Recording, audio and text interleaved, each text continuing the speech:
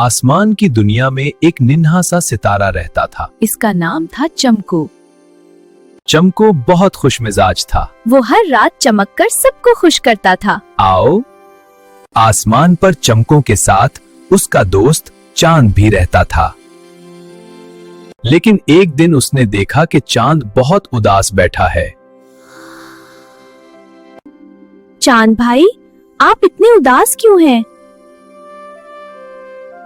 चांद ने आह भरी और बोला, उफ, मैं अकेला हूँ। नहीं, मैं तुम्हारे साथ हूँ।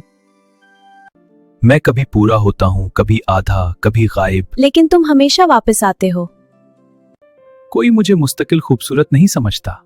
लेकिन तुम मेरे लिए हमेशा खूबसूरत हो। चांद भाई, आप तो हर रूप में खूबसूरत हैं। लेकिन चांद को यकीन नहीं आया। फिर क्या हुआ?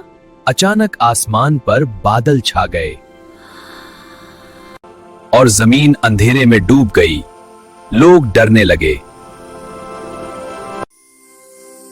चमकू ने सोचा, मुझे कुछ करना होगा। वो अपनी पूरी ताकत से चमकने लगा, लेकिन वो अकेला काफी नहीं था। फिर उसने सारे सितारों को आवाज दी, आओ सब मिलकर चमकें। सब सितारे इकट्ठे चमकने लगे और आसमान रोशन हो गया। ये देखकर चांद हैरान रह गया और आहिस्ता आहिस्ता मुस्कुराने लगा। मुझे समझ आ गया, खूबसूरती सिर्फ मुकम्मल होने में नहीं, बल्कि दूसरों को रोशनी देने में है। और साथ मिलकर हम सब कुछ कर सकते हैं।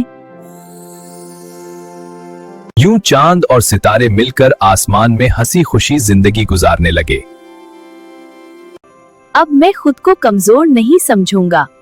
मैं भी किसी से कम नहीं हूँ। जी बिल्कुल चाल बाई, कोई किसी से कम नहीं। अब हम सब मिलकर खुशी खुशी रहेंगे। हमेशा खुद को कम न समझो, हर किसी की अपनी अहमियत होती है।